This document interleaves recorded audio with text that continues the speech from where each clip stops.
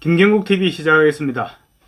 윤석열 대통령과 한동훈 비대위원장이 오늘 만났습니다. 윤석열 대통령이 용산 대통령실로 한동훈 비대위원장을 초청해서 2시간 동안 오찬 회동을 함께하고 또 따로 37분 동안 자리를 옮겨서 차담을 나눴다고 합니다. 약 3시간여에 걸쳐서 여당의 넘버1과 넘버2 그리고 현재 권력과 미래 권력이 자리를 함께 함으로써 그동안 불편할 수도 있었던 불화설을 털어냈다. 그런데 오늘 그 부분에 오늘 회동의 의미가 있다고 할 수 있을 것 같습니다. 지난 21일 이관섭 비서실장과 한동훈 위원장 사이에서 오고 간 사퇴설, 이틀 만에 발빠르게 두 사람 윤석열 대통령과 한동훈 위원장이 만남으로써 불을 끄기는 했죠. 불을 끄기는 했지만 불씨는 여전히 남아 있었다. 그렇게밖에 볼 수 없었습니다. 그렇지만 오늘 오찬에 이은 차담으로 한 위원장에 대한 윤 대통령의 신뢰를 재확인했다. 이런데 의미를 부여할 수 있을 것 같습니다. 오늘 두 사람은 중간에 사람이 끼지 않고, 그러니까 지난번처럼 이관섭 비서실장이 중간에 끼지 않고 직접적으로 소통을 함으로써 21년에 걸쳐 형성되어 온 두 사람 사이의 관계를 또 재확인할 수 있었습니다. 혹시라도 앞으로 있을지도 모르는 갈등을 예방하는 그런 차원에서도 볼 수 있겠습니다. 사실 지난번 불화설도 두 사람이 직접 소통을 했더라면 뭐 아무것도 아닐 수 있었습니다. 그렇지만 이제 이관섭 비서실장이 윤석열 대통령의 입장을 대신해서 설명했죠. 그러다 보니 또 설명을 하면서 감정이 격해졌을 수도 있었고, 뭐 그런 경향이 다분했지 않았나, 그렇게 생각됩니다. 오늘 회동은 지난 22일 서천 특화시장 화재 현장에서 만나서 갈등설을 봉합한 지 불과 6일만 이루어진 것입니다. 지난번 회동 당시에는 두 사람이 따로 사실 대화할 그럴 분위기는 못 됐죠. 화재 현장에서는 당연히 별도 대화가 불가능했고, 또 KTX 열차로 같이 앉아서 동승해서 상경하면서도 많은 인원들이 배석해 있었습니다. 그래서 비공식적인 대화를 나누기는 사실상 불가능했을 것입니다. 그래서 결국 민생 문제에 국한해서 대화를 나눌 수밖에 없지 않았나, 뭐 그렇게 볼 수 있겠죠. 근데 이제 오늘 회동은 그날 만나서 못다 했던 얘기를 나눴다, 뭐 그런 의미도 있겠지만 지난번 충돌을 최종 봉합한다, 그런 의지를 표명하는 자리가 아니었을까 싶습니다. 한동훈 비대위원장은 취임 당시에 윤석열 대통령이 한 위원장에게 사실상 정권을 부여했다고 합니다. 그리고 또 한 위원장도 당 안팎에서 워낙 국민의힘이 용산 출장 쏘냐 이런 색안경을 끼고 보는 사람들이 많았기 때문에 그런 지적을 의식해서 일부러 대통령실 쪽을 바라보지 않았다, 그런 측면도 있었을 것입니다. 그러다 보니 오해가 생겼을 수도 있죠. 윤석열 대통령과 한동훈 위원장 두 사람은 서로 표정만 봐도 눈짓으로도 충분히 대화를 나눌 수 있었을 것입니다. 그러니까 두 사람의 관계가 이상 없다는 점을 오늘 확인했다, 그런 자리였다, 이렇게 봐도 되겠습니다.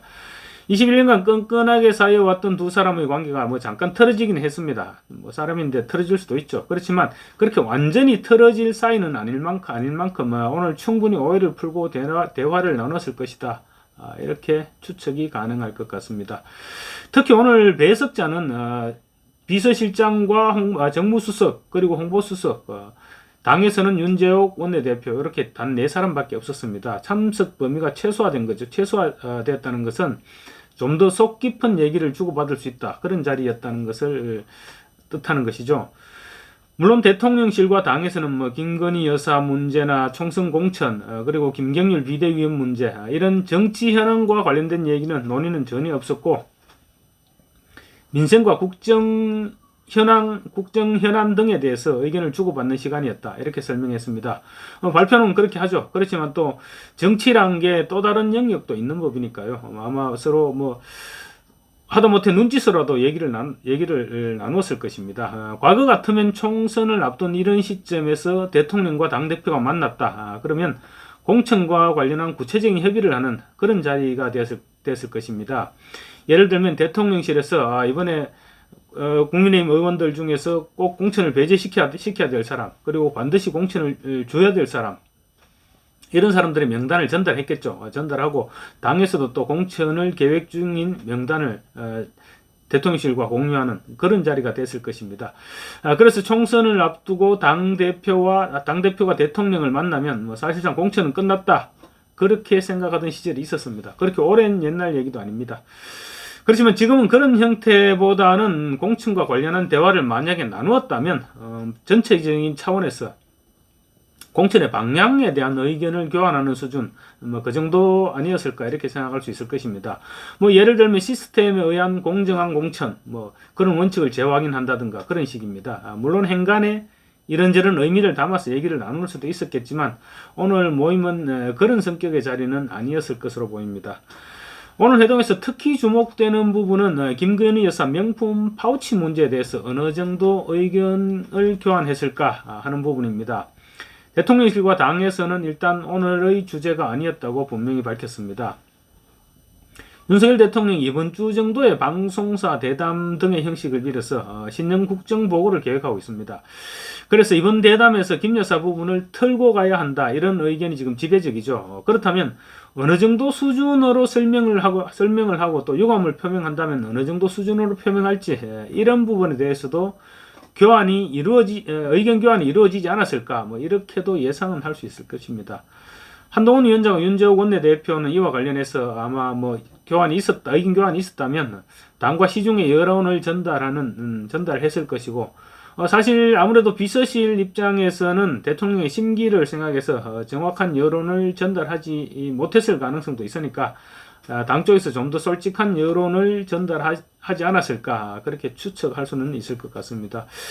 윤 대통령은 어쨌든 다시 한번 입장을 정리하는 시간 가질 필요가 있었기 때문이죠. 한동훈 위원장도 내달 4일 관훈클럽 토론회가 예정되어 있습니다. 그래서 이 부분에 대한 질문이 분명히 집중될 것인 만큼 나름대로 수위 조절에 대한 생각을 가다듬을 필요가 있을 것입니다. 물론 드러내놓고 어느 정도까지 뭐 이야기한다, 이런 정도는 아니죠. 이런 정도는 아닌데 대화를 나누다가 보면 뭐 의중을 서로 속에 있는 의중을 파악을 하는 그런 과정을 거쳤을 것으로는 이해할 수 있을 것 같습니다. 또 사실 3시간에 걸쳐 회동을 했다는 것은 국정 전반에 대해서 엄청난 이야기들이 오고 갔다, 이렇게 볼 수 있을 것입니다. 대통령실과 국민의힘 측에서 밝힌 오늘 회동 내용은 이렇습니다. 윤석열 대통령은 오늘 이 자리에서 국민이 체감할 수 있는 민생 개선을 위해 당정이 배가의 노력을 해야 한다, 이렇게 당정 협력을 거듭 강조했다고 합니다. 또 주택, 철도 지하화 이런 것을 비롯한 교통, 그리고 다양한 민생 현안도 심도 있게 논의했다고 밝혔습니다. 이런 부분은 총선 공약과도 연결되는 내용이죠. 그래서 꽤 구체적인 말들이 오고 가지 않았을까, 이렇게 추측이 가능할 것 같습니다. 그리고 민주당 이재명 대표에 이어 국민의힘 배현진 의원까지 피습을 당했죠. 정치 테러를 당했는데 이런 상황에 대해서 우려를 표시하고, 그리고 재발 방지책과 관련해서 다양한 의견들이 오고 가지 않았을까 추측할 수 있습니다. 또 윤석열 대통령은 민주당의 반대로 보안에 실패한 중대재해처벌법 이제 시행이 되죠. 시행과 관련해서 자칫하면 영세사업자들이 정말 곤란한 일을 당할 수도 있는데 그런 어려움을 겪지 않도록 각별히 관심을 기울여 줄 것을 당 쪽에 당부했다고 합니다. 그리고 당에서 한동훈 위원장과 윤재욱 원내대표는 국회에서 협상을 이어가겠다, 이렇게 약속을 했다고 합니다. 어쨌거나 오늘 회동은 지난 21일 불거져 나온 한동훈 위원장의 사퇴설로 촉발된 대통령실과 당의 불편한 관계를 해소시키자는 차원에서 이루어졌고, 그만큼 나름대로의 효과는 있었다, 이렇게 평가할 수 있을 것 같습니다. 감사합니다.